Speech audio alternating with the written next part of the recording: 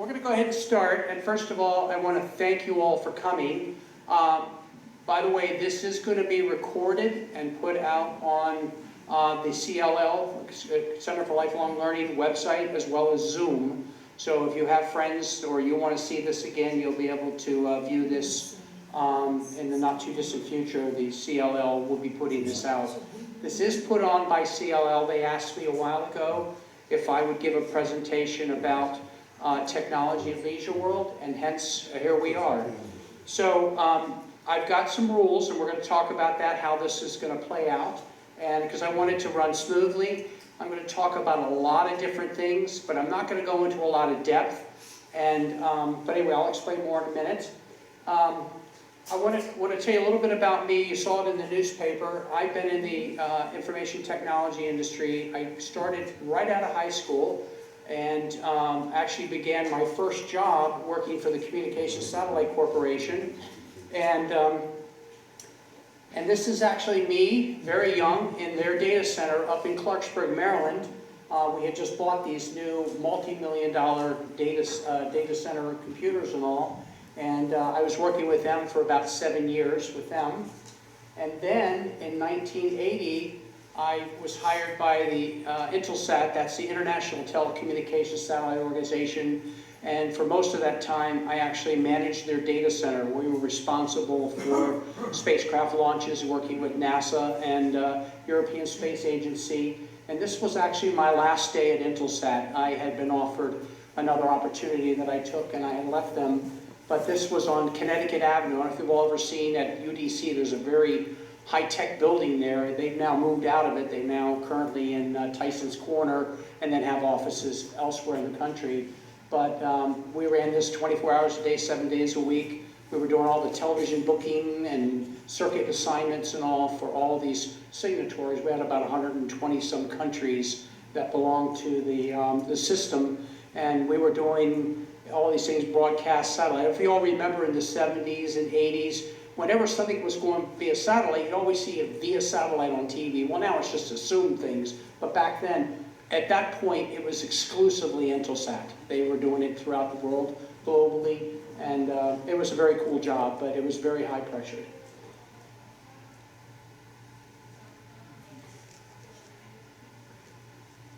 So I want to let you know about how we're going to run the meeting here, just so it's all kind of spelled out.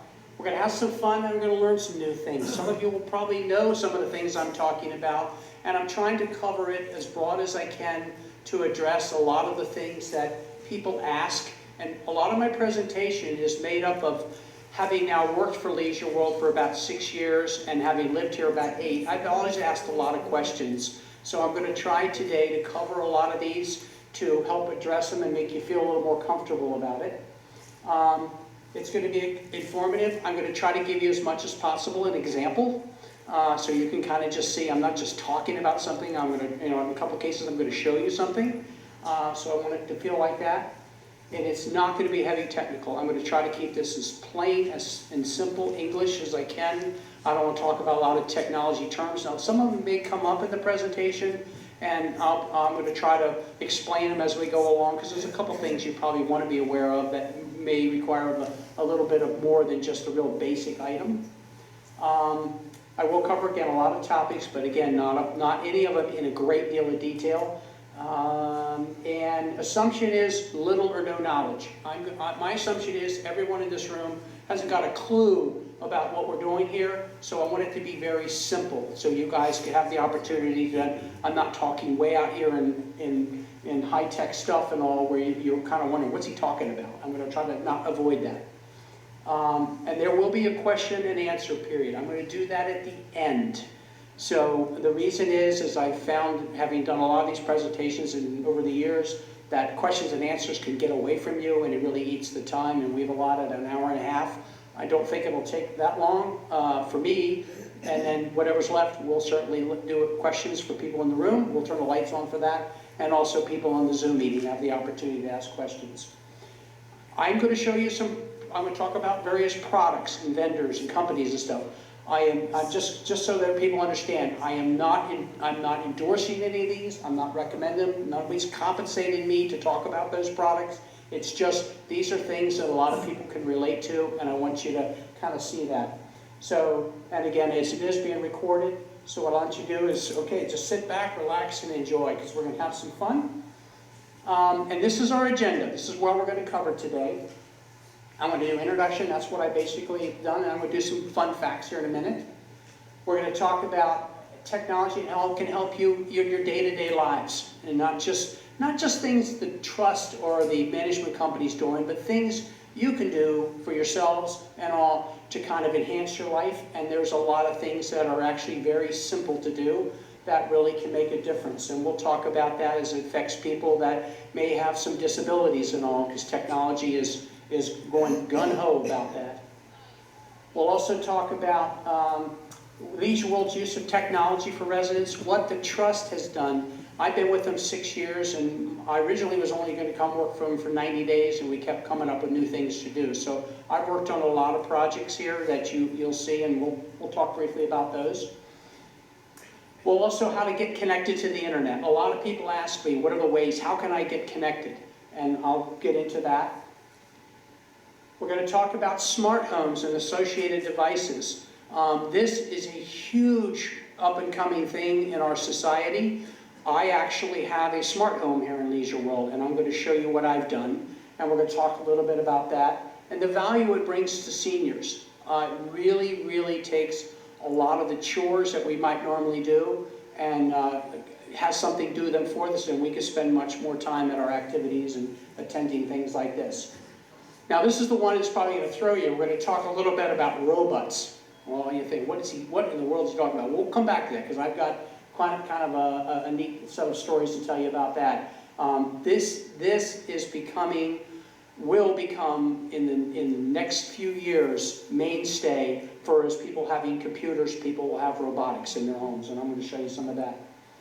And cell phones. A lot of people ask me about cell phones, using them and the value of them, and that they're not sure how it'll work or not work or whatever, but I want to be able to talk a little bit about that.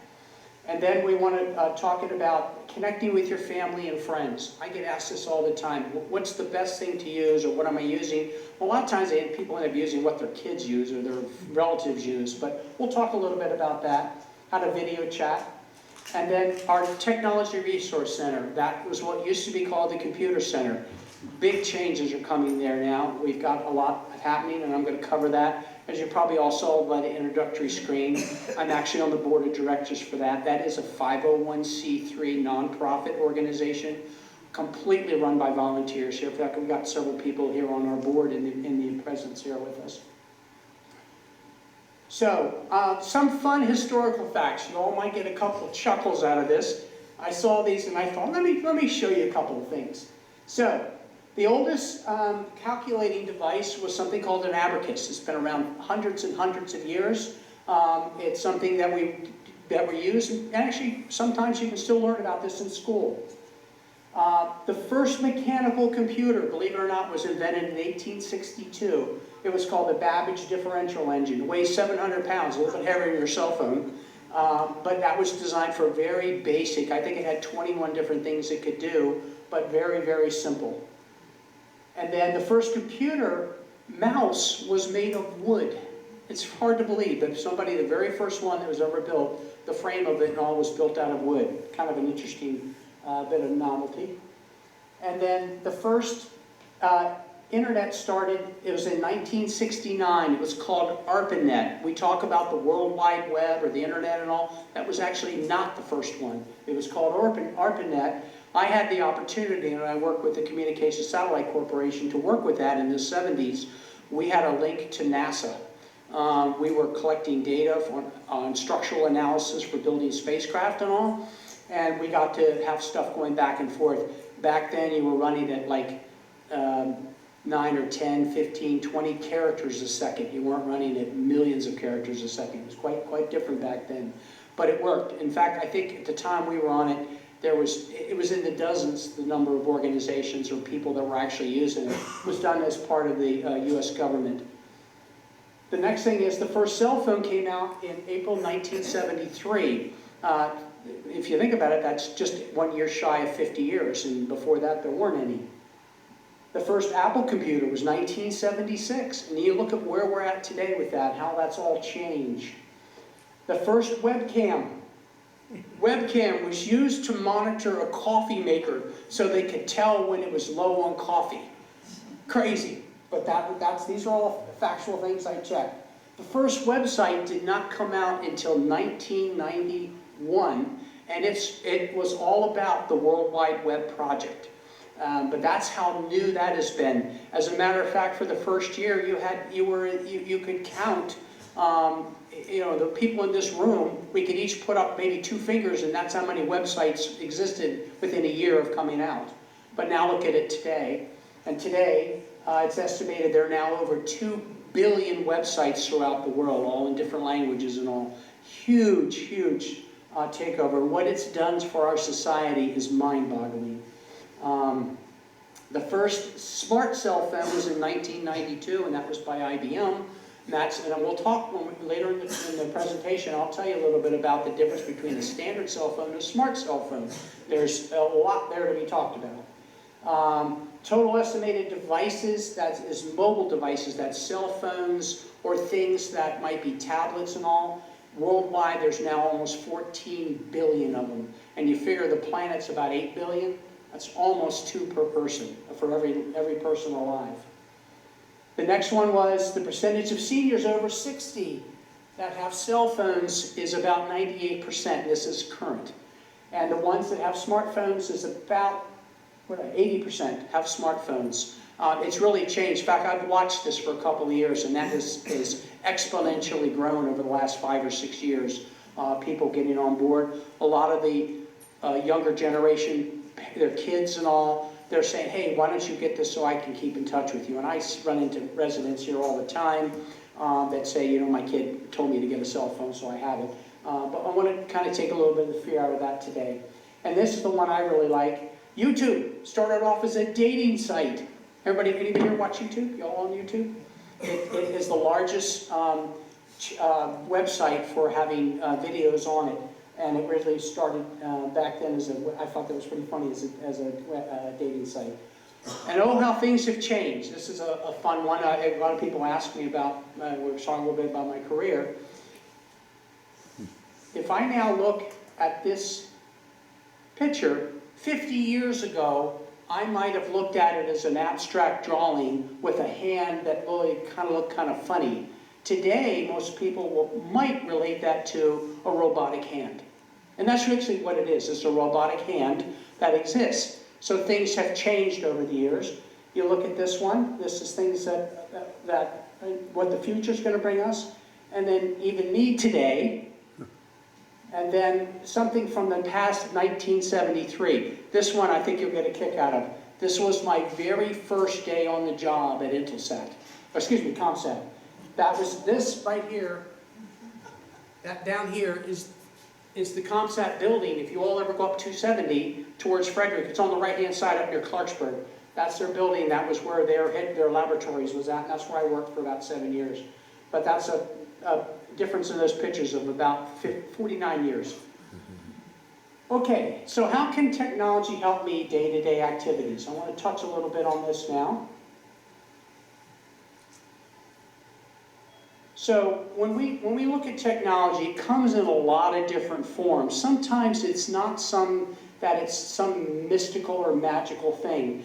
It is being able to do different things with the right tools.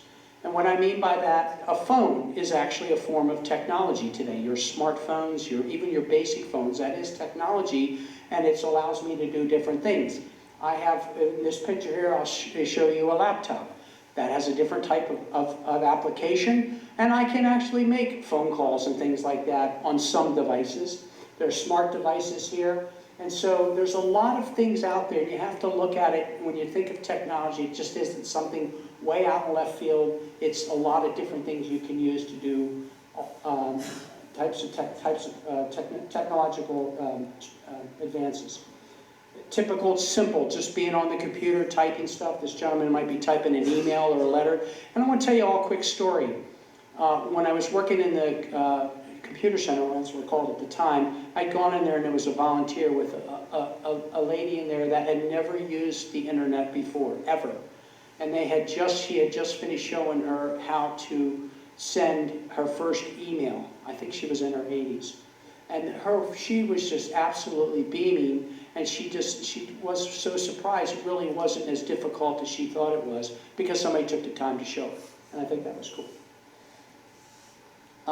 These people here are looking at two different types of devices. They're on a laptop and a phone. She's typing something on a laptop, but grabbing something off the phone, two different technologies working together to grab information. Here's somebody doing simple exercises with her phone. So she's got a program she's running to allow her to do exercises and relax in her own environment, her own home, and be able to do things comfortably. And then your typical screen you might see on a tablet. These are all apps, different things people use. You have Facebook here, Twitter, and that's certainly changing these days if you've all been following the news. Google, Gmail, all of these things.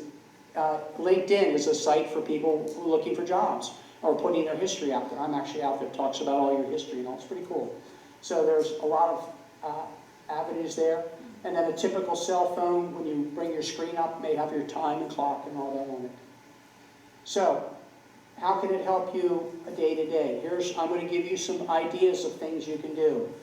Monitor your health and wellness 24/7. This is for you, your family, your friends. If something needs to be done, you can keep track of this, all through technology. And we're going to show you some examples as we move through this today. Help you stay safe. There's a lot of safety things out there, and I'm going to cover a couple of them too, that you can do as we go through the process. I'll show you those too.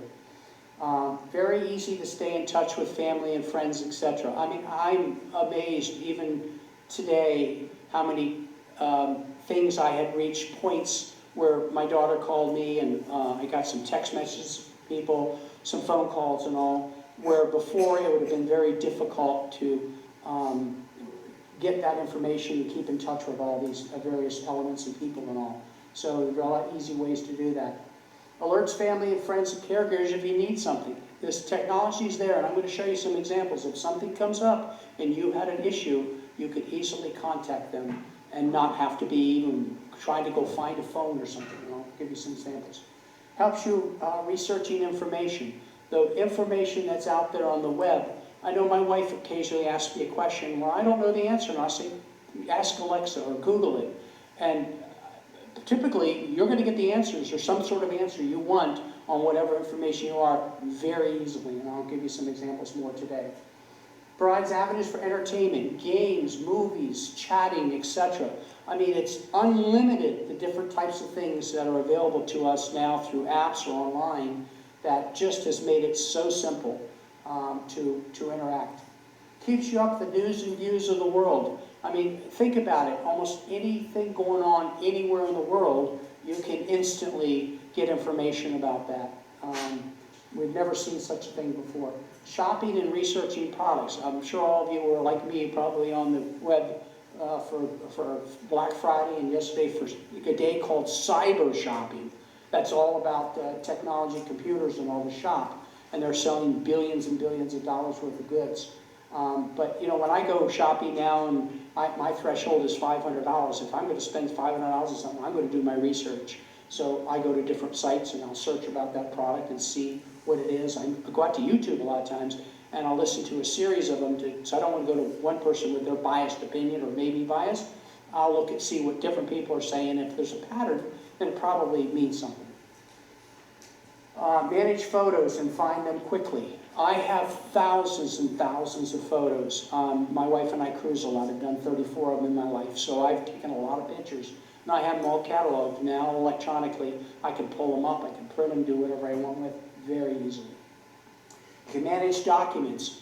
Right now, I'm doing some projects at home in which I can scan documents in there, pull them, share them, whatever. In fact, my accountant said to me, she's got a family member that has health issues. She no longer is going to have an office.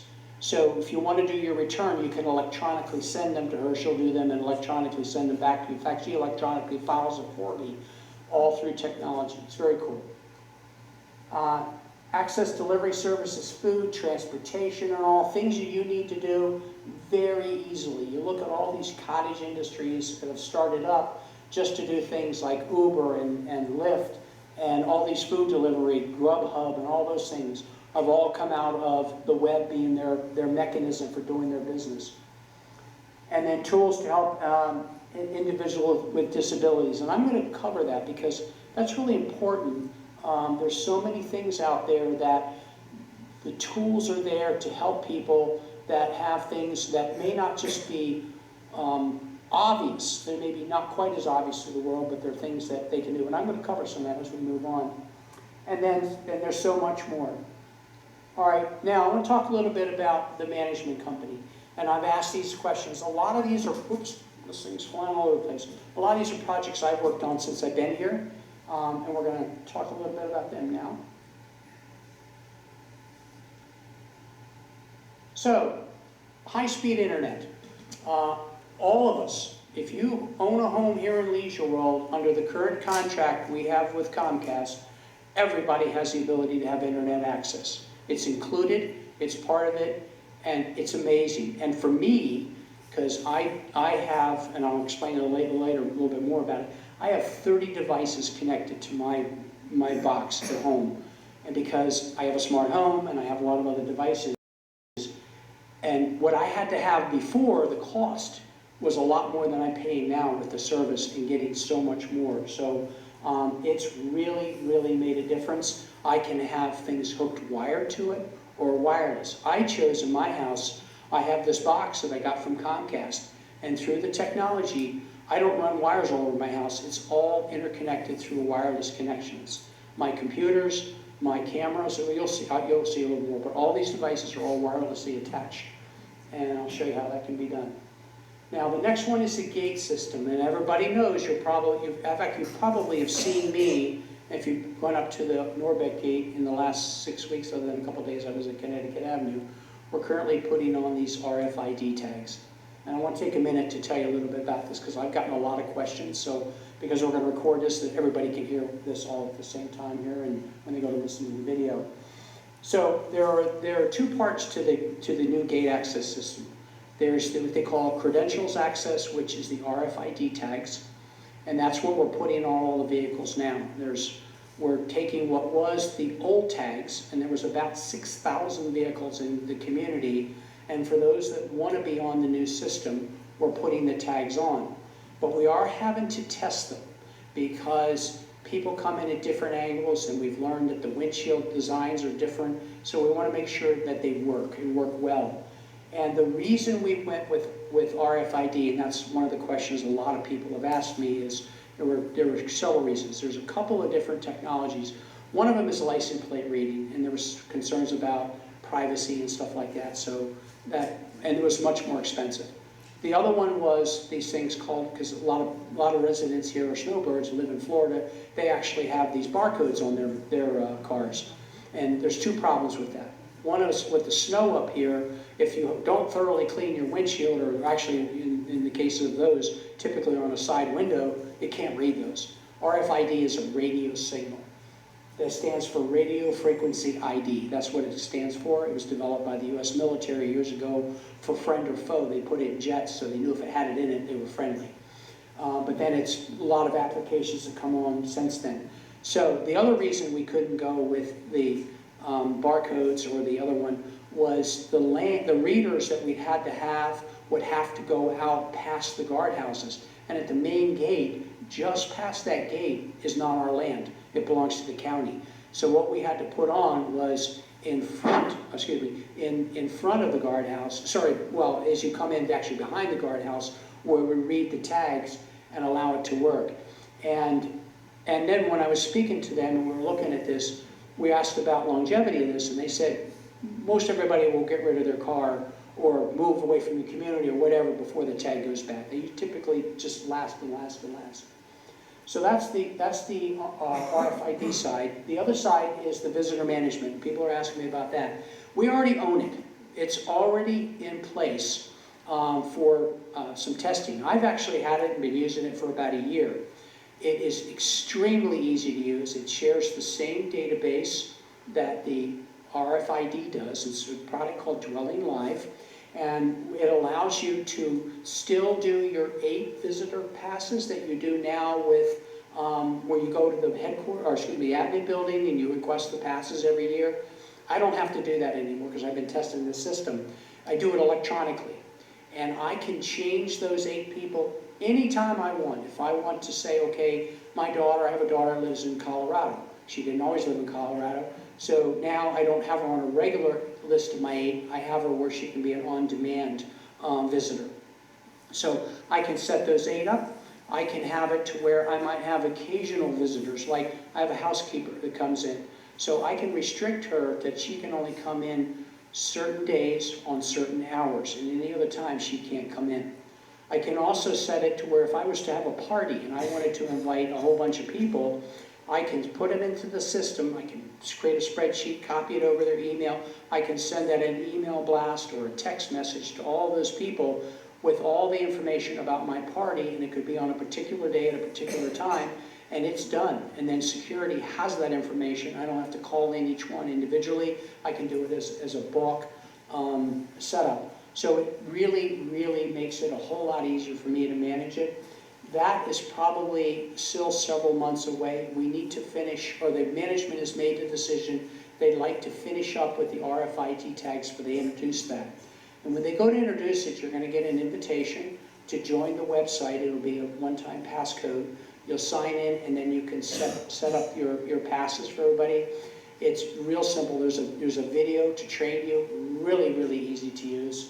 I think you all are going to really like it. It's used all over the world. It's a very robust system. And so I would suspect probably first, second quarter somewhere. I'm not really sure what the exact date that they want to do that, but they do want to get the other tags done. Okay. Next one is the emergency notification system. I wanted to bring this up, and I'll tell you why. When emergency occurs, it's really important that everyone gets notified. So this has been set up to where the trust can send a global one out to every resident that's registered. Now what that means is that through your mutual, you've been put into the system to where you can receive notifications.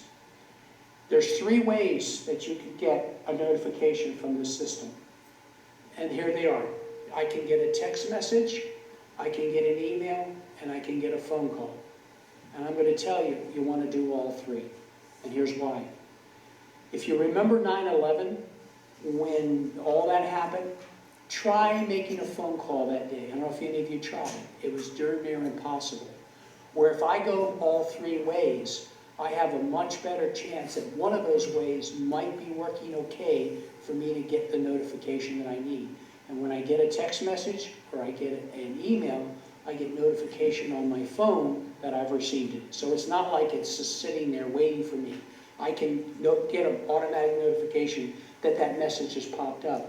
So that's there, and then each mutual has the ability to send it out to just people in their mutual. They could even go as far as to say, for those of you that live in high rises, if you had a particular set of units that were down one side of the building and they needed to turn the water off for them, they could send it to just that group of people if they wanted to. So that's called One Call Now. It's a very robust system, and it really works well. But if you're not signed up, I really highly recommend it because it does give them the avenue to do that. And you would do that through your mutual. Your property management team can help you get that set up. What did I just do? Would help to hit the right button. Okay, websites. People are always asking about the websites, and they're kind of going, why is it the way it is? Well, there's been a lot of discussion about that. We actually have 3 different types of websites, or for 3 different purposes in the community. For those of you that don't know, we actually have what we call an outward-facing website. It's called Leisure World Maryland, with Maryland spelled out. That gives you a wealth of information about the community, and it's public. Anyone throughout the world can open that up and look at it. It covers a lot of topics. It's very easy to read. If you or you had somebody or whatever was interested more in the community or they wanted to know about it, it's a great place to go to learn about a lot of things in the community. That's standalone by itself. Then we have one called residents.lwmc.com, which has a lot of content. It does need a refresh, but a lot of content is there, and that gives you the ability to see things throughout the entire community. So, and then from that, there are websites for all the mutuals. Everybody has their own websites, and if they have one that's through the same platform that the resident site is on, which is lwmc.com, then there's a link directly from that one to your particular mutual. And so you could pass back and forth, sign on once and go back and forth. I do that frequently. I live in Montgomery Mutual, and I go back and forth between my mutual and that one, and I can look up things that I can only see in Montgomery Mutual. The beauty of that is that unless you live in that mutual, other people can't see that. It's only available to those people in that mutual specifically for them. So that's a little highlight of the three. I backed myself up. Look at that. Wasn't that cute? Okay, so that's the websites. And now the other thing that we're getting ready to look at is resident smart ID cards. That is in the works. It's under review. It's something actually we've been looking at and talking about for a period of time.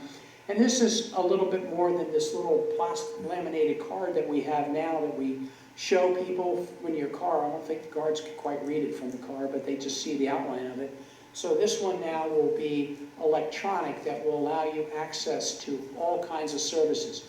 Like if you wanted to go to the fitness center, you would have a card, there would be a lock there, and you would lock it, and then they track that you're there, so they know who's there. It helps with safety, things like that. If you wanted to go to an event, register for an event, you could use that. Go get access to buildings, you could use that card.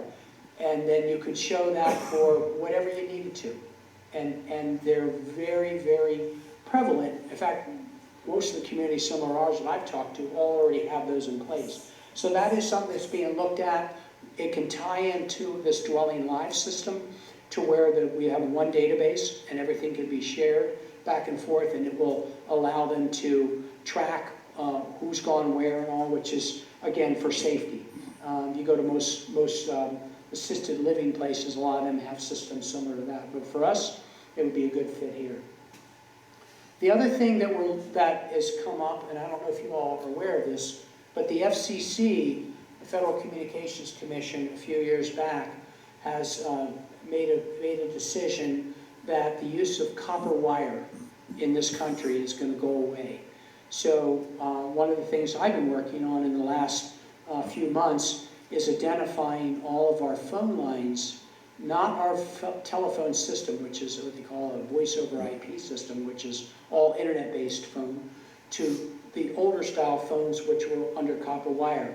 And in the community, we use those for things like our elevator phones. We use it for alarm systems, fax lines, which we really got rid of a lot of those, but all of those are on the wires. We actually have about 350 lines so far that I've identified that we're going to be looking at moving them to a newer generation to do stuff and look at find ways we can save money to do that. So that is also in the works. So this technology-wise for the trust, while there's a lot of other things that I could talk about as the sake of time, I'll just kind of leave it at the big ones. I will mention a couple other ones. One of the ones we did, I don't know if you all work with Social Services Department. When I came here, they used to use index cards to keep track of everybody. They now have a computerized system that we brought up that they now can pull up records in a couple of seconds, where before they used to have to go find a card. So that's been working well. All right, getting connected to the internet.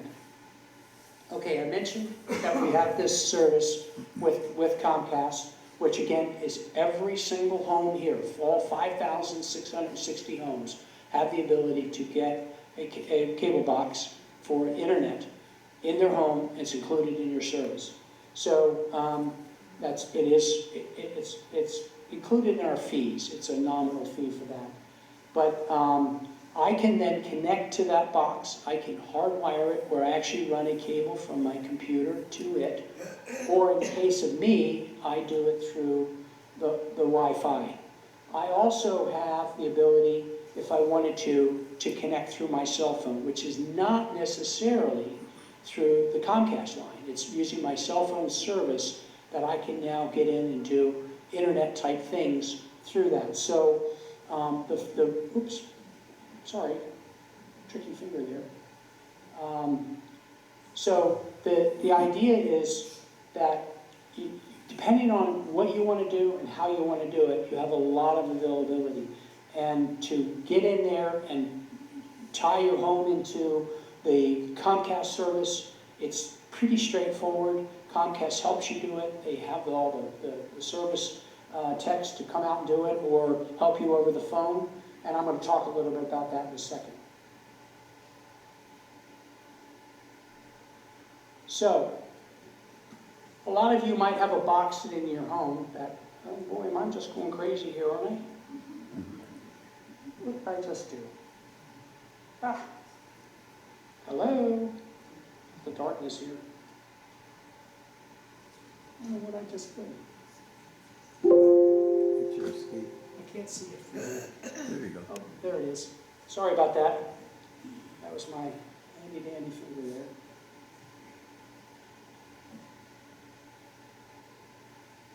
There we go. So this is the box that you would have gotten from Comcast, and there's two of them, two styles. I'm going to show them here in a minute. The first one that we ever had, most everybody got, was a black one, and that one, and again, forgive me for all this technical stuff, but that is how it was set up. You can have your telephone running through it. You can have your wireless connections to it, wired connections to it. So it gave you a lot of flexibility, and those model numbers at the top, and that's the reason I'm telling you that, is those are the older models. They have a newer one, and I'm going to explain that here in a second, and that's one that looks like this. It's a white one. It's what I have in my house. And the reason I went that route, it was a much more advanced, it's faster, it allowed me more connections, and if you look over here, if you look up here, you see the 100, and you see over there it's 30 and 75.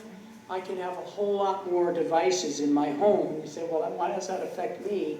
One of the things it does is my maximum throughput, and that all depends on what they're feeding us. But and I hooked this up, I noticed things were much faster than the old one. But see, it has the Wi-Fi, Affinity X5 eligible, advanced security. The security they put in there is very good. I'm very impressed with it. What you get from Comcast that comes with our service, to be able to be safe in what you do. And when I wanted to go to this white one, all I did is I walked into the store at Connecticut Avenue and I said, I want to get the new box. They said, no problem. I walked out 10 minutes later, took it home, unboxed it, followed the instructions. 15 minutes later, I was up and working. That simple. So that is something you might want to consider if you haven't already done it. It's free to us. And it's the newer generation for them. They've added a lot of features and all that. Really, for them, for their perspective, it's a good thing for everybody. It's a win-win for them and us to go that route. Now, I'm going to talk a little bit about smart homes. And this is actually a thing that's near and dear to my heart because I've embraced this at home, and I have found it very, very helpful. I can monitor my home. I can watch it 24/7. I can see what's going on. I can do a lot of different things that would normally be chores that I might have needed to do that now I can have the system do it. Like, I can look up for security and safety. I can have it monitor water leaks. And I don't know if any of you, sometimes I hear things about high-rises where water's leaking and causes damage. And those that have a garage door, the garage door's static, where they have smoke and gases in my home. This is all automated, not just on an alarm going off, but where I could have my family and my friends, or whoever I wanted to, be aware that this is going on too. Or if I wasn't home, or something may have happened, I might have an alarm go off to them. I could do that if I wanted to. When your doorbell rings, when my doorbell rings, it's taking a picture of the person, it's sent in my house, and I'm getting an email or text message saying somebody's at your door, and I'm seeing who's standing at my door. And I can choose to let them in or not let them in. And I can let them in remotely. I could be out in the Pacific Ocean, and I can do that as long as I'm on a ship with internet. And I can see if something's plugged in. If I forgot to unplug something, I could see, is that working or not working? I forgot to turn something off. Maybe it was, again, that's back to safety. The other thing is energy savings. I have a smart thermostat in my house, so I can have it control and have it learn what I like at night or like it cold. And I don't have to remember to turn down. It'll turn down for me, and when I get up in the morning, it can be already back up for me. So then I can have it monitor my status, my usage, and all that stuff, and help potentially save me some money. And so those are that's another area you could do. The other one is, I mentioned the smart lock. My house has a keypad, and it also has a key. The key is the same key that I got from the mutual or got from the property when I bought it. So I can still use that, security has that. However, if I needed to get into my home, I can, through my mobile app, get in there and go into my house or let somebody in if I needed to. That's available to me. So anytime I can do that.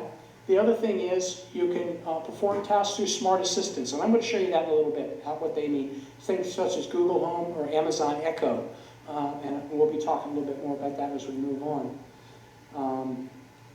And the other thing that's really is being able to have a lot of the appliances that I have help me save energy or do things automated. It's very cool. So just a couple of things to look at from the big picture there. I can also control lighting in my home. I converted all my home over to this LED lights now, which are a couple of watts versus 60 watts or whatever. Well, everybody saves from that and being able to save energy costs. So smart home devices, I want to show you a few of them. This is a thing called Amazon Echo. It's a video in which I can hook up to the internet and I can do a world of things. I can look at photos, I can have video chats with family and friends, I can get the weather report, I can get announcements, notifications, and see it all visually. It's very cool. But that's one of the options. This is a smart lock. This is actually the same lock I have in my house. It has a keypad and then below is the key. And I can go ahead and give somebody a code if I want to do. They come punch the code and the door unlocks for them. It's very cool. Next one is a programmable thermostat. I can set this up to set the temperatures. I can set it for air conditioning, heating, cooling, off. It also reminds me when I need to change my filter. I don't have to remember. I can get a notification that my filter needs to be changed. So I have a lot of things there. Devices to control outlets that I might want to have lights go on or an appliance go on or something go off. I can do that through this system. The other one is your specialty ones. I even have them out on my patio where I can hook in appliances or something, and in case I go in, if I forget to turn it off, I can have the system say, okay, at 7 o'clock at night, whatever's on out there, turn it off. And I don't have to remember, it does it for me. Now, smart robots. These have come a long ways. They're so smart that they can avoid objects. This happens to be the iRobot Roomba J7 Plus. And that one is smart enough that it can detect, you name the object on the floor. They have a whole bunch of them already programmed, and you can pick them and add them to it. Even if your doggy does something on the floor, it can see that and avoid it. In fact, they have a guarantee that if it does number 2 on the floor, if it hits it, they'll send you a new machine free. That's how smart it is. That's pretty impressive. The other one here is light bulbs. Smart light bulbs. They can do lots of things. Change, dim lights, turn lights on, turn lights off. Do all kinds of things. Even create a mood if you wanted to. And then cameras. I told you I had cameras in my house. I can set up safety cameras inside my house, outside my house, and be able to look at things if I want. And I'm going to come back to that a little bit more when I get onto what I have at my house, just so you're aware. Now I have a couple of videos I'd like for you to watch. Just going to tell you a little bit about this. I think it's about 1.5 minutes, 2 minutes long.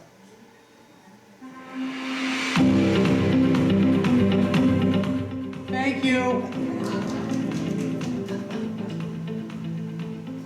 Hello viewers.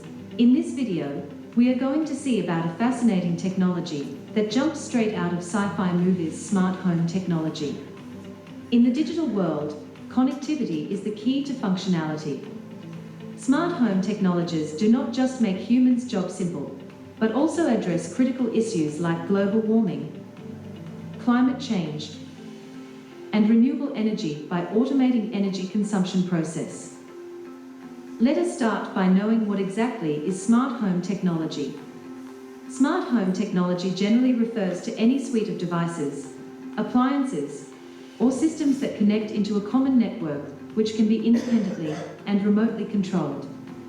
Simply put, home automation is the ability to control items around the house from window shades to pet feeders with a simple press of a button or a voice command.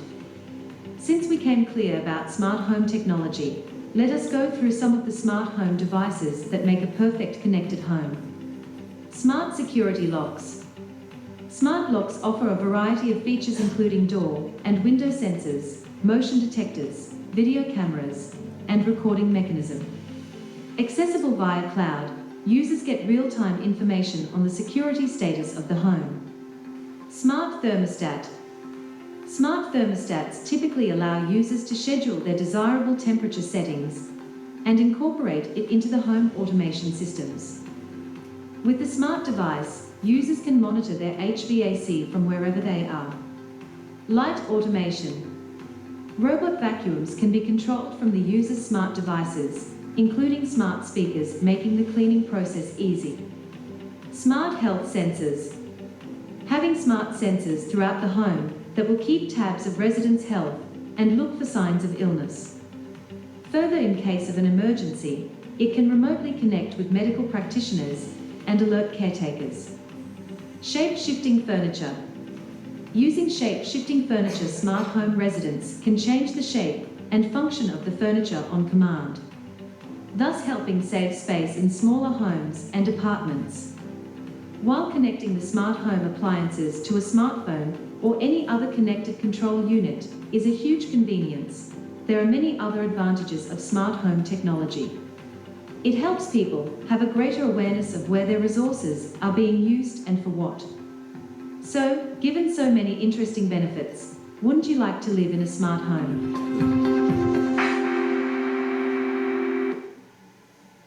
So what I was trying to show you there is how all this stuff can actually tie together. And with me just talking, actually see some examples there. It has come a long ways. And now what I'd like to do is I'd like to show you what I'm doing in my home. And I want to add a caveat to this. If you decide you want to do something like this, talk to your mutual first, because they may have some rules related to this that you may or may not be able to do. I had reached out to mine before I did anything to make sure it was okay. So, as I said, I have a lock on my door. I actually programmed it to where every night at a certain time, it locks my door for me. Whether I remember it or not, my door gets locked by the system. And it monitors it. I could even have it unlock it for me if I wanted to at a certain time. So I know I'm safe and I don't have to worry about that I remember to lock my door. The other thing is I can remotely unlock it through my smartphone or my computer. So I have those options, or I can have the system just do it automatically for me. I manage my heating and cooling, I program my thermostat. I have it set that my wife is actually part Icelandic. She likes it cold, colder than I do. So I can have it set at night to turn it down to a certain temperature. And when I'm ready to get up in the morning, I can have it, before I'm ready to get up, move that temperature back to what I like during the day. Whether it's heat or cold or whatever, I can have it turn it on, turn it off. And it can monitor my usage. I can see how much energy I'm using, what I'm doing. And with the price of heating costs, and you all know electricity and all in this area, the costs are skyrocketing. What can you do to help control that a little bit? And this does help. And then I can I have cameras sitting outside my house. I have them inside and outside. Now, this is where you really got to be careful, because you don't want to be aiming this at your neighbors' houses. And there's a lot of, rules on that. But I have it so that if anybody comes to the front of my house, or the side of my house, or the back of my house, or even it comes inside the house to the front door, I've got photos of them. I know exactly who's there, when they were there, and it keeps a history of it for me. So it gives us a peace of mind for safety. Like I said, I have it all set up. They're all tied in. I automatically get a notification when one of them goes off. I can control it, or even to look at if I've got, whether it's an animal a vehicle, a person, a package being delivered, it can actually tell me what's going on there. I can also control my outlets and lights. I actually have it set up to where certain things will go on and certain things will go off, and I can do certain things at certain times of the day. And then I'm also using the artificial intelligence devices for reminders. Like at the first of each month, there's about 10 things I need to do on the first of every month. And I have my artificial devices, and I don't have to do it all at the same time. Throughout the morning will remind me that I need to give my dog a certain medication on the first of every month. I need to change my air filter outside. It reminds me to do that. There's nothing yet to do that for me. I have to do that on myself. Even though the mutual gives us ones, I choose to use a different one, so I change it every month automatically using that. So I have all those. They're all programmed in. It's all part of my smart home, and it's all tying that together. Also, I have some smart appliances. I have a washer and dryer that actually learns as it does things. It looks at what clothes I have in there, how much is in there, and adjusts the water and temperatures and all automatically for me, and I can also tie that into my smart home. I have a printer that I have at home that's all wireless, that all of its maintenance, its updates for the software, as well as the ordering of ink cartridges is all done automatically for me. I don't have to do it. It's all web-based. And then I have an air purification system in the house that it automatically tracks when I need to clean it, and automatically sends me for the HEPA filter, which is the most important one on there. I have a 5-day system. It automatically sends it when I get to a certain level. I don't have to even think about it. It'll just show up at my house. And that really helps make it quite a bit easier. And then managing devices, and I can look at their condition, like if something may be broken or something may have an issue. And then I can do that. Also looking, as I mentioned earlier, consumable supplies. All right. I mentioned earlier, I promised you all we would have this thing with robots here. And we're going to do that now.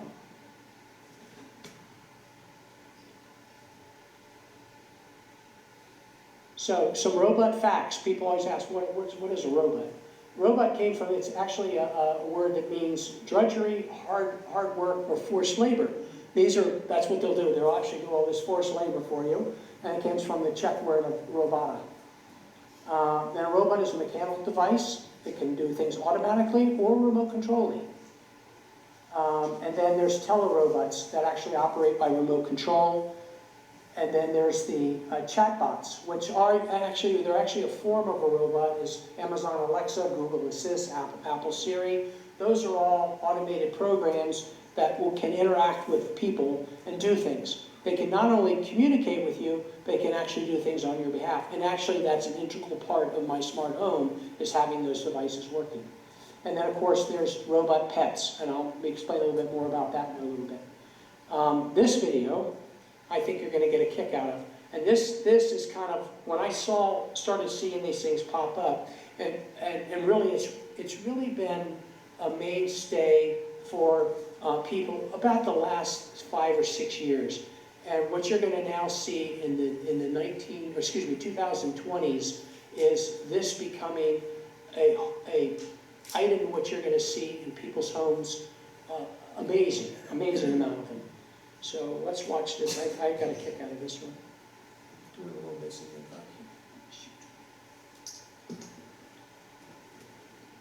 Up, wrong one. That always helps to have a little bit of light. Hi, I'm Sam. This Zoom, this thing is really starting to kill me here. I live alone and I love it. Every day is full of... Well, I hope you all can hear that. Should I dial emergency services? No, I'm fine. Believe me, this thing wasn't my idea.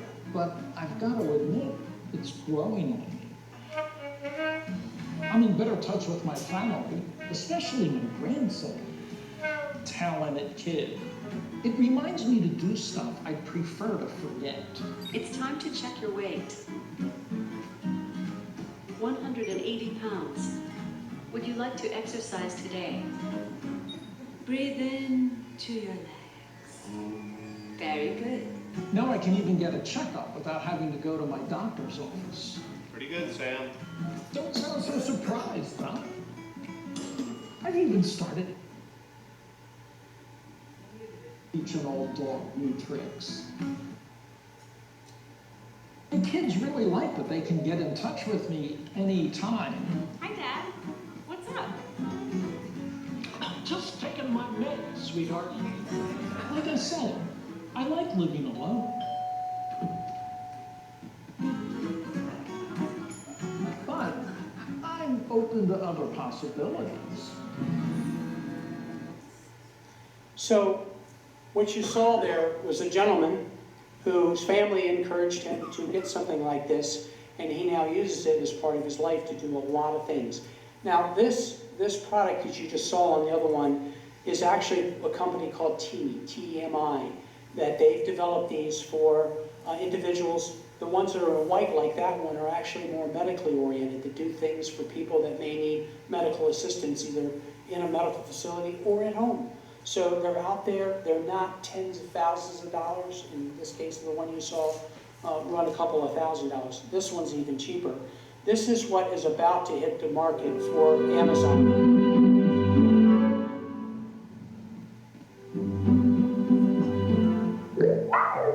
A robot? Yes. What are we going to do with a robot?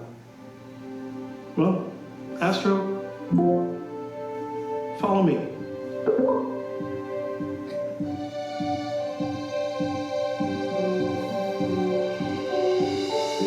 Hi, Grandma. I miss you. I miss you too. Hey, you got the toy I sent. Yeah, I love it. Astro, follow me. Cool. All right, Racia. Come on.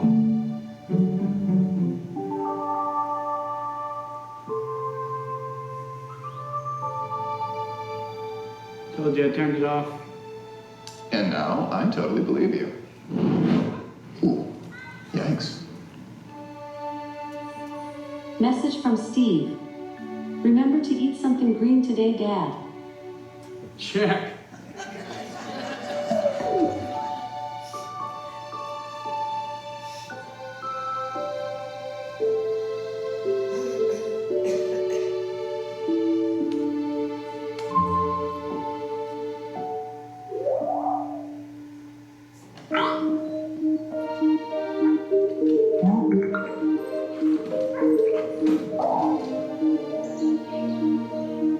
Hey, Garby. Just returned the dog. Astro, let's dance.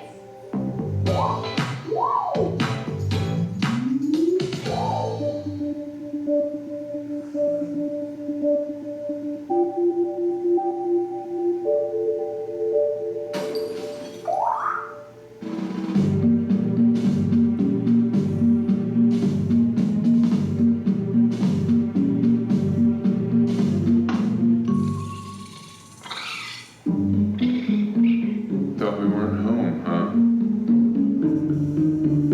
You thought wrong. Good try, though.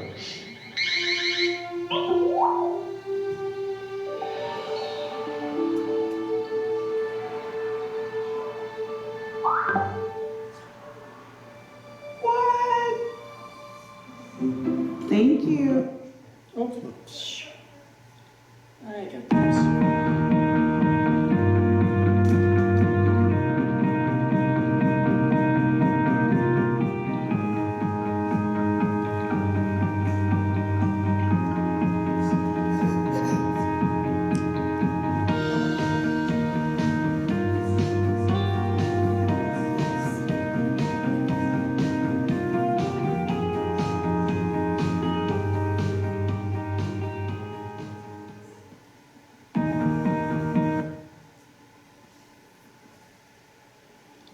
John, can you turn the light on for me, please? I want to show you all something that really, to me, takes technology to a whole different level. going to introduce you to somebody called Freckles.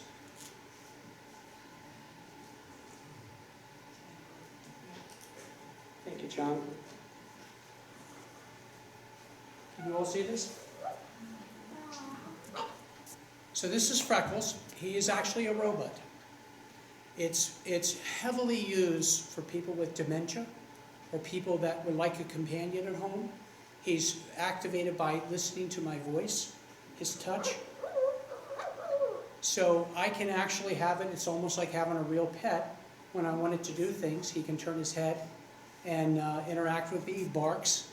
And the beauty of this is you don't have to spend a lot of money. It's something very simple, but it's something if somebody who had, and they've demonstrated, to where people with dementia or something like that, they respond very well to something like this.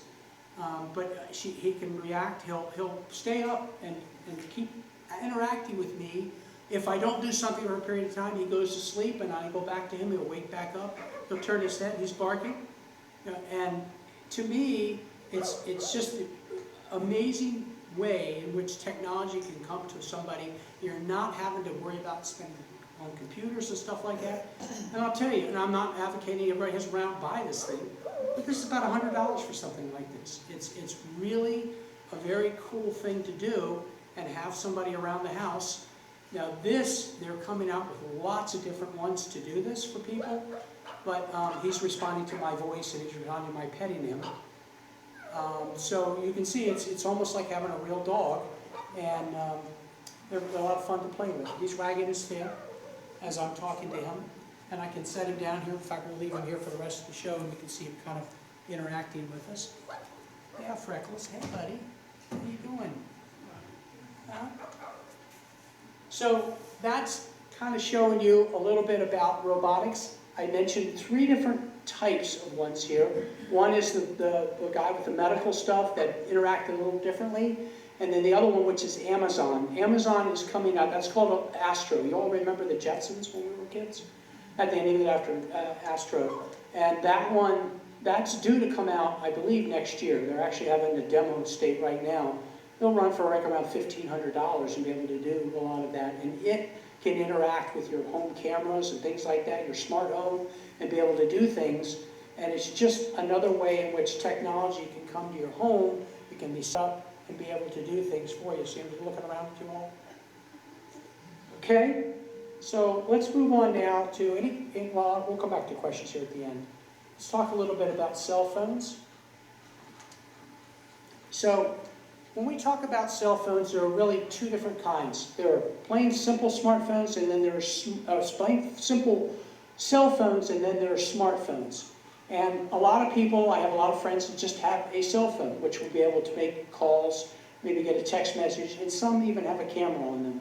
That's about it. They don't do much more. And then there's the smartphones, and the smartphones can do almost anything a regular computer can do. It has thousands of apps available to you, and you can set them up to be able to do all these different things. And here's some of the ideas that they can do. I can text, entertainment, I can watch movies, I can play games, I can look at, I can tell time, alarms, locations. If I want to see what time it is in another country, or I'm going to go there, I can see that. I can set up reminders and necessary notes if I want to have notes about myself, and have alarms go off on my phone wherever I'm at. I can view real-time news, events. I can have certain things go off based on keywords. I can research and learn about other subjects. Crime prevention. I can have my phone do things to help me with that. Video chat with individuals. There's a lot of different tools you can do that. I can manage calendars, work remotely if I needed to do something. Again, very simple. Whenever I travel, I use my phone to read my text messages or emails from back at work or something if I want. I can organize my activities. I can look at maps. Like I take my phone and tie it into my car because I have a GPS on it, and I can actually use it like Google, and it gives me all the stuff where all the restaurants are, how long for me to get there. All very, very cool. And then online banking. And the one thing I want to add is the caveat is all of this stuff, you have to be security conscious. And I think that's probably a good topic. Leisure World ought to offer, the CLO maybe offer stuff on security for technology. This is something you need to be very cognizant of. And then manage address books and contacts. I keep all that there. And then emergencies and special activities. And then again, the list goes on. There's calculators, flashlights, compasses. It's amazing what you can do with them. But it's really how you want to implement it, what you want to do, and what you want to bring to the forefront with it. You okay, Freckles? Huh, buddy? Okay. So, now, connecting to family and friends. A lot of people are always asking me about this. Now, I think I mentioned earlier on that a lot of times we end up using tools or systems maybe other family member has used. Like my family is really big into WhatsApp. And WhatsApp is a tool. What I like about it is I can be anywhere in the world and I can connect with my family, and I may not have cell service because what service I have is only good in the US, where I can go on a cruise ship or I go to another country. As long as I have an internet connection, I can video chat with them, I can talk with them, I can text with them, and it's all secure end to end, so nobody can interject with that or steal something. But then there's Skype and there's Zoom as we have here, Facebook, FaceTime, which is a very good tool, but what you'll fully find is what your family uses. But learning a couple of these certainly doesn't hurt. Facebook has got a whole process in place. Being in the dark has made it a little bit challenging. And then I can do this from a number of devices, my smartphone, tablets, AI devices like Alexa, PCs, laptops, etc. I'm not limited to just one type of device to be able to go ahead and connecting with my family or my friends. I can do that. You saw people, a couple of them doing that on some of the videos I had, where they were actually chatting with somebody else. And again, it's pretty simple to use, and it's just, I would go by, if you have a friend or a family member that's doing it, see what they're doing, and that's another one we probably could have a talk on. And then now I want to talk about something that's also near and dear to my heart. By the way, we're getting close to the end here. And that's the Technology Resource Center. That's what used to be called the Computer Center. It's been around since the early 1990s. It is, again, a nonprofit 501c3. It's here in this building.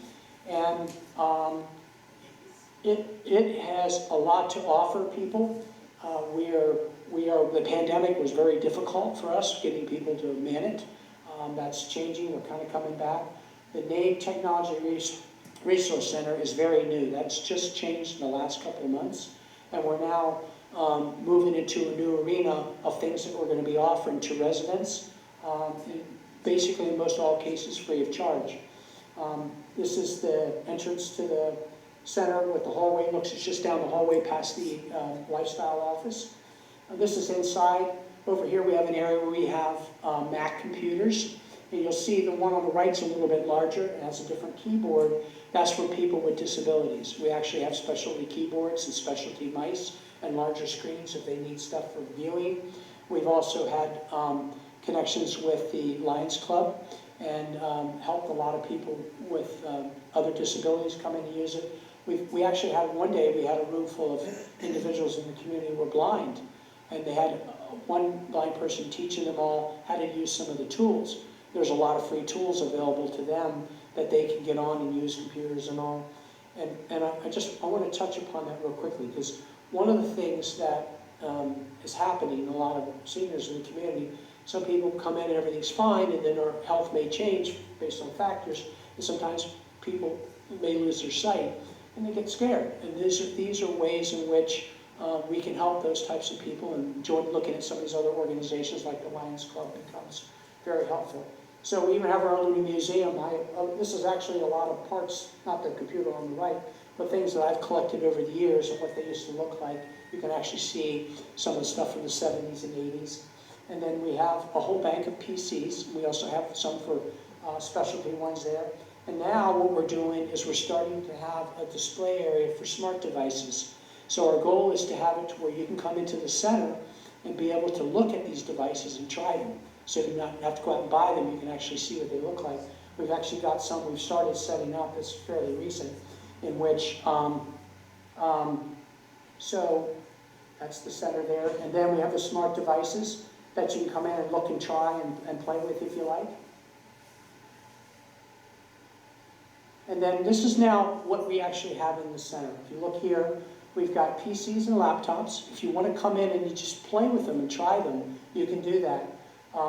We've got Mac PCs, I showed you that. We've got a couple of those you can come play with. We do have color and black and white laser printing. If you want to copy something, print something, or scan something, you can come there. If your printer's broken at home or you don't have one, we have a lot of people that come in that don't have them at home. They come in and print, and we got the best prices in town. We do charge. The only thing we charge for is the printing and copying.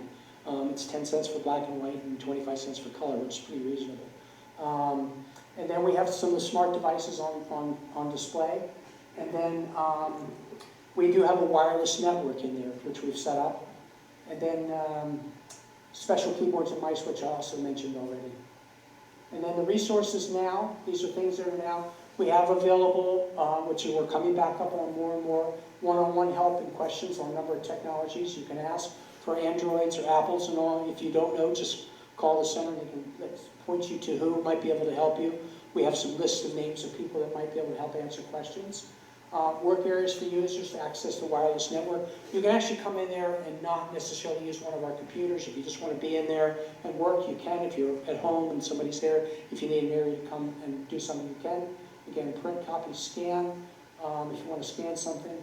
And tools to help people with disabilities, I mentioned that. And then this is what's in the works. These are things that we're looking at doing. The Apple Club, which you've all known has been around for years, that is now being merged with this center. So all of those members will become part of this. And our goal is now to make this a club to where you can join and get a lot of specialty resources for helping you with stuff. And then we have a whole slew of training things coming up that we're going to be working and partnering with other organizations throughout the country to be able to offer a lot of different training on all kinds of subjects. Simple ones, complex ones, and all. We're also going to be redoing our website. We have a website that's been around now for 4 or 5 years. And then the technology devices to review, we want to enhance that and really add to that, where you can come in and try things and play with them and ask questions. And if we see people are asking for the same type of thing, we'll look at adding that to it. Again, look at becoming a club. Okay, so that's my presentation. I apologize for my technical issues I had here with my volume control, but doing it in the dark was a little challenging. So what I'd like to do now is open it up for questions. We're going to go back and forth. You're going to look at the Zoom for me, and then in the room. So with that, does anyone have questions? Show of hands. I'm going to repeat your question so everybody can hear you, and then we'll take it from there. You can go first. Well, thank you very much for your overview. This has been fantastic, very helpful, Thank you. And so on. So my question really is, a lot of these technology, often in practice, in practicality for people in our age, they're not going to do. It's just too much. So if you have to think of 3 technologies or devices that someone at a specific age should have or need to have, I'd like to know about that. The second question has to do with the smartphone. We have all these apps. I went away for Thanksgiving and they got me on Spotify, they got me on the books, they got me on Uber, but I would need somebody to help me to get those apps. I would not do that. And then Let me answer your first question first. Sorry. Okay, so her question had to do with the complexity of all the technologies out there and what would somebody really be able to do? Then probably not. It's probably very difficult. So it's just like anything in life. We have a tendency to draw the things that meet our needs at that moment. And you look at, let's take Freckles here. And that's actually the name of this dog. It's Freckles. If you go to their website. If somebody needed, and you might find it from outside factors suggesting this to you, that if you had somebody with dementia or something that needed to have some sort of comforting thing, they may want to look at this. Or if you are somebody that wants to be able to communicate more with friends and be able to do it easily, then you might want to look at a tablet or a cell phone, a smartphone, to be able to do that, and then focus your attention on finding how to learn about that. A couple of good resources are the the technology resource desk has some people that will help you. People come in all the time and go, I don't have any idea how to do any of this, I just got this. And they'll spend time with you. Or going to even YouTube, and you can pull up that I want to learn about a cell phone. And there are so many things out there. So it really is you focusing on what is it you need. It's needs versus the wants, and what tools are there. I'm not at all advocating everybody here go and do all this stuff I've suggested. It's just, these are things that are out there. Maybe what you want to do is have something like the robot from Amazon. And you go, okay, well, that's a little bit of money. However, that thing has artificial intelligence. You can learn, and you can have it do a lot of the things for you, like make your phone calls, like monitor the stuff for you. All the things that are important to you that you need to do is finding those tools that will meet your needs. And I hope I'm answering your question, because it's a real difficult one to say what's best for each person. That's how I would approach it, is finding what is it that I need to be able to meet my needs. Let me finish your questions here. Hold 1 second. 1 second. Let me finish her here. So you asked then about the cell phones. Ask me the question again. Well, with the cell phones and even the tablet, it's realizing that, okay, there is this app that can help me. I don't have to get a Kindle. I can get my books on my iPad. Very basic stuff that a lot of a 10-year-old would know, and that translation into someone older.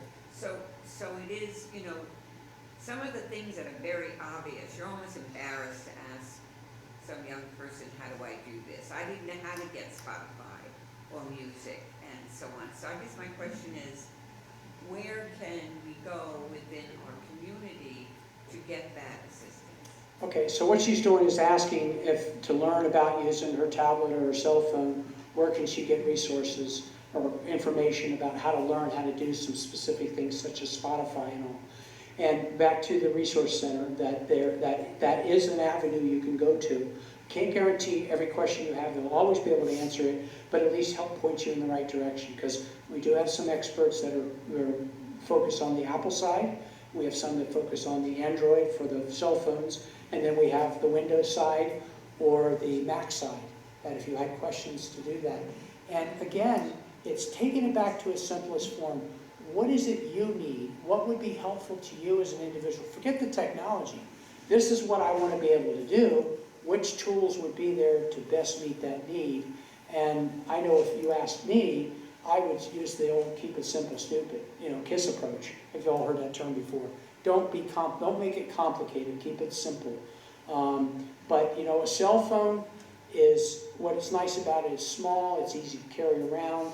They do make some with larger screens, and the sky's the limit. What's on there that you can do? It's amazing.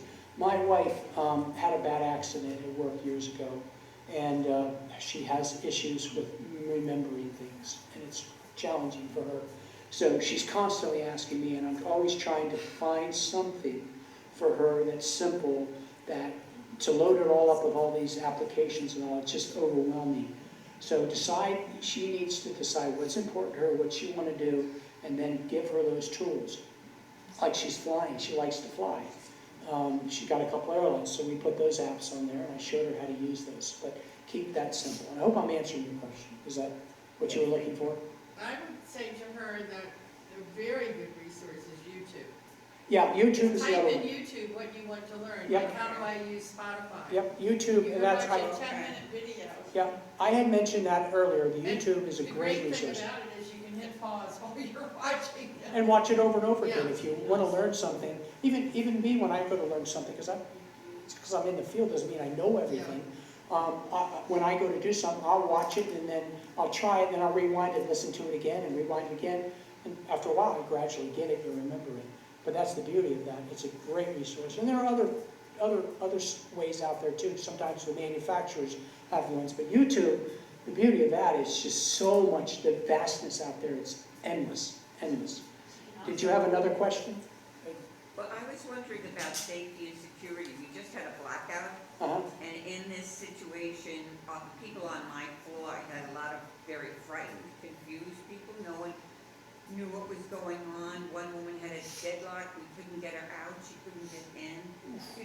what is it, as, you know, when you talk about safety and devices, a power outage of that level, there was no communication about what happened, how. Yeah. So I wondered if the Master Community Association could look at that.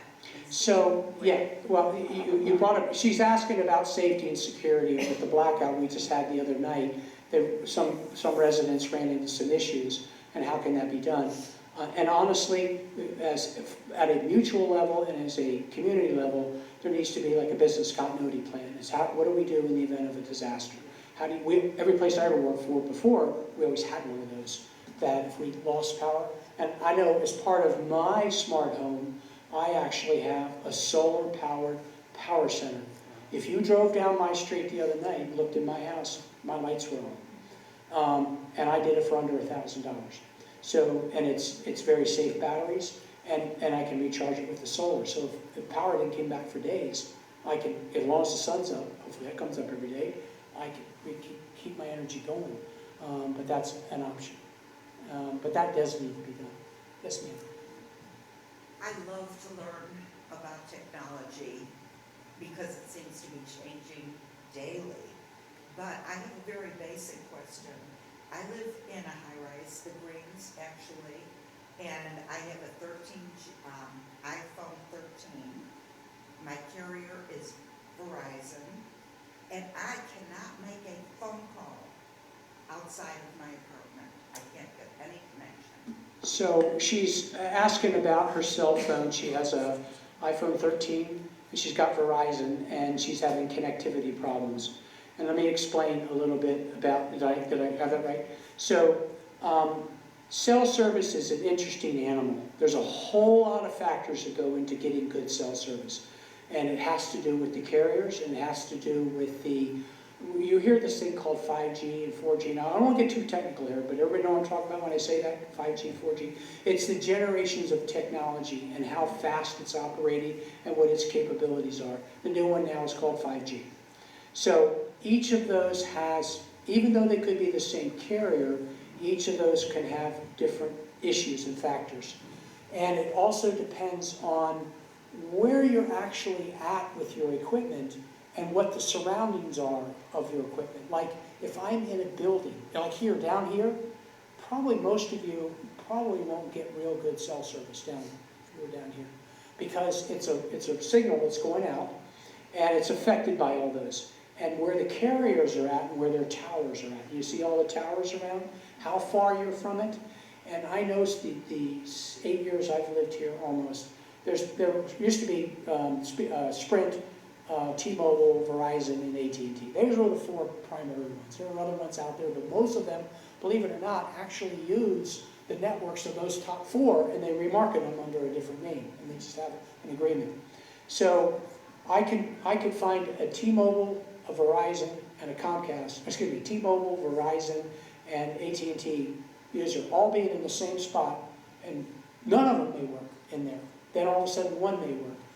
The one thing I have found, and I am not advocating somebody change their service. I'm on T-Mobile, and that's the only one in this community in which there's a tower. The Vantage Point East, on their, I think it's Vantage Point East, on their roof, they have a tower. And I'm at the other end of the complex. I can tell you, very rarely do I have a problem. Very rare. And I'm on 5G. And even when I was on 5G, I had a problem. But it really varies from where you're going. And so then you have to ask yourself the question, how important am I dependent on my cell phone? Does it really need to work? And if it's not doing what you want to do, then I would suggest at least taking a look or talking to people that may have the other ones. How does it work for them? Or have, when somebody comes to your house, what do you have? Let's see how it works. Maybe it might work differently. But they're all good services, and please, I don't want you to all run off in one, it's a terrible service. That's not what I'm saying. I'm saying it's going to vary from person to person, where you're sitting in your building, what room you're in, how much concrete's around you, how much steel is around you. All of that can affect that service. I hope I answered your question. You did, thank you very much, but it is difficult to change from one carrier to another. It can be. It can be. You've got to port the phone number, and again, I won't get too technical here, but when you go to change, you port the number from one carrier to the other one, and it's a little bit of hassle. It's not Are you straight. able to keep the same phone number? You keep the same phone number. In this area, now that it's gotten much better over the years. It used to be a time you couldn't. But in recent times, I was able to. I've been with Verizon, I've been with AT&T, and I've been with T-Mobile. And for me, this is me speaking, and please, I don't want you all to think I'm speaking. I've had the best luck with T-Mobile than I've had with all. That's me. So have all my neighbors. I've had the best luck. Huh? Me too, and also it's the most cost effective. Yeah. It's less than all the other carriers, and in my building, it works fabulous. I have, I'm not. And I kept the same phone number when I left Verizon. Yeah, so there are programs out there, you can get unlimited everything for fixed prices, and I have a deal and a half, but I've had it now for 8 or 9 years, I think, with T-Mobile, T-Mobile, and it's been great. But Verizon, and I go to some people I talk in here, and they have Verizon, I love it, it's great. Other people say AT&T, I love it. But, you go into the admin building, which I've been working in for a long time, I go to parts of that building, it doesn't work. That even my T-Mobile has issues because it's, again, where I'm at. All right, is there any questions on Zoom? Anybody else have any other questions? Yes, ma'am. I really have enjoyed your presentation. Even with all my technical difficulties, at least I showed you all the world isn't utopia. But what I'd like to know is, on campus here at Vision World, where can we go and we can tap into YouTube? There's lots of programs on there. I do a lot of cooking. I'm president of the Leisure World Vegetarian Club, and we do a lot of presentations from doctors and so forth for cooking shows. And I'd like to be able to tap into some of what YouTube offers in the Norbit room or in a room that we use here at Leisure World. Is that possible? So I know Leisure World is looking at, the Trust is looking at advancements to audiovisual equipment. We've got some changes we made. But, the ability to wheel in these TVs into a room and plug in and have a computer attached to it is pretty much available anywhere because they've got Wi-Fi in these buildings. Now, it's wireless Wi-Fi. But here's the caveat to that. It is not secure. And you want to be very careful. When you, like right now, I'm not in a secure environment, but I'm on a computer. I don't care because not really being used other than for something like this. But you want to be careful, and then on your machine, you want to have some sort of protection on whatever device it is. Even if it's a cell phone, you want to protect your cell phone because people can tap into that, and it's insanity. It's insanity what's going on with computer crime. People steal, and a lot from seniors. It's in the billions of dollars in this country of theft. But you can still, back to answer your question, you could tap into that, go into the room, ask for a screen TV, and through the wireless, pull up and bring up YouTube and do a presentation. And will it show up on the screen this side? Yep. It will. Yep. You can take your laptop and hook it up to it. In fact, that's what she's got right down here. She's got a laptop down here. It's tied to that. They're running Zoom from it right now. I don't have a laptop. I have an iPad, and I wouldn't use So if you needed something, you could certainly talk to the Technology Resource Center, or ask the Lifestyles Department. They do have some laptops they might make available to you if you needed to. Well, that's good to know. Thank you. Do I have any other questions? Yes, ma'am. Yes, so the question is about training. I can't hardly hear you, I'm sorry. Sorry, the question is about training. So we have residents who can't get themselves to the technology center to get help with stuff because their mobility impaired or they're homebound. And they could benefit a lot Sure. from a lot of this technology that they don't know about. So what are we doing to reach out to those people and provide resources? So her question was about having training available to people that may not be able to get out and about to go to where the training may occur.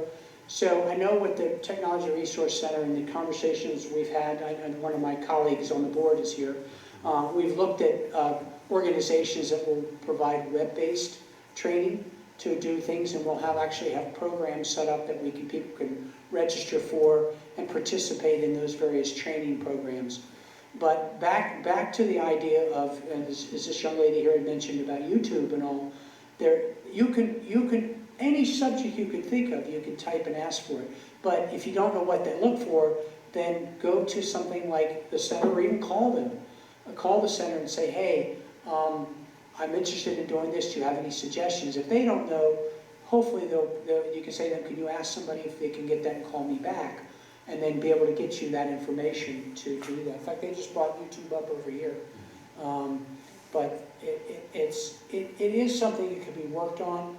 If you needed that to be done or somebody needed it could be done. And I know that the center is talking about going into this web-based solution for training, because that's really where the world has come to. With COVID, it's just so much has changed on doing that. I hope I've answered your question. Yes? Sort of. Okay, sorry. Any other questions? Yes, ma'am. The one call now, you said go to your mutual, and if they don't have that system set up for all three categories. Well, you can tell them you want it to be for all three. You can do it yourself. There's an app you can download from One Call Now, and your property manager should know about that. And then you can set it up to be able to do, she's asking about One Call Now, setting it up that you could do all three notifications. Sorry, I said I'd repeat that. So you could actually go there and say to them, I want to be set up for all three, and then you just give them your email, your phone number, and all that you want it sent to. And oh, by the way, I can reassign it to a family member if I needed to. If I needed them to know it too, I can have them be part of that list. So if I wanted them to be aware of what's going on in the emergencies, that can happen too. Yes? If I wanted to do it myself, I would go to onecallnow.com.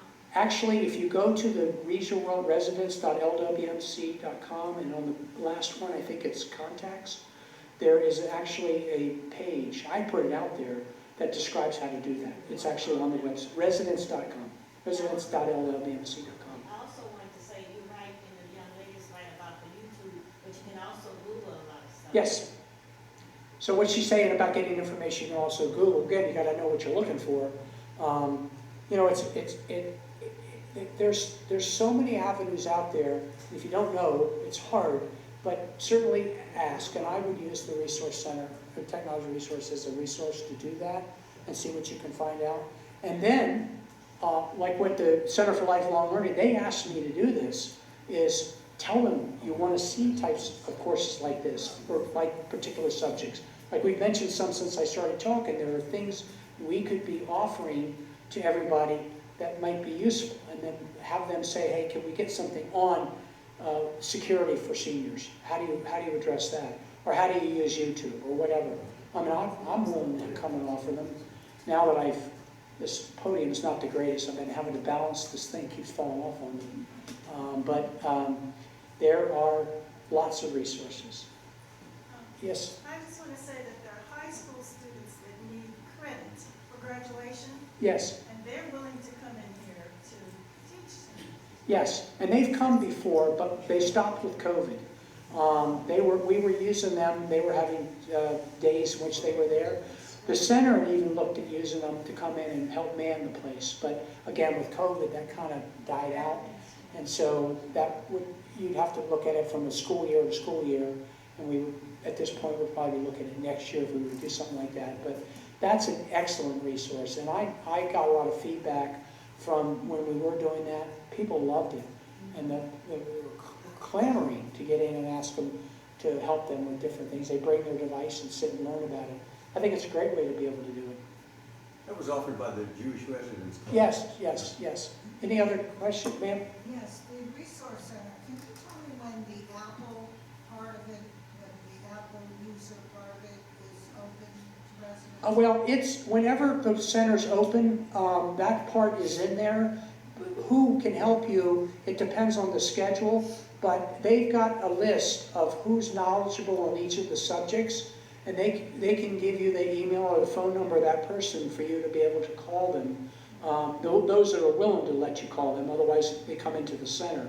But because of COVID, we've been much more flexible about distant communications and all of doing that. And this is all free to you. You shouldn't be having to pay for any of that service. If anybody's come around charging you for this, it's not the Technology Resource Center doing that. So what you're saying is that if an Apple user does not mind getting a phone call, No. Apple resource? No, in fact, the gentleman was up here earlier, he's one of them, Alan Solomon, who's actually on the board. He's our president, and he's also an avid Apple user. He helps people all the time with Apple questions. Yeah. Yes, ma'am. I just want to say I enjoyed the presentation. Thank It you. gave me a lot of information that I had no idea about, a lot of things that. Thank you. I apologize for my I should have tested my sound before I got here. When you're in the heat of the matter trying to do it with no lights on, it's a little challenging, but I appreciate it. Anything else? So thank you all for coming. I hope this was helpful, and we all appreciate it.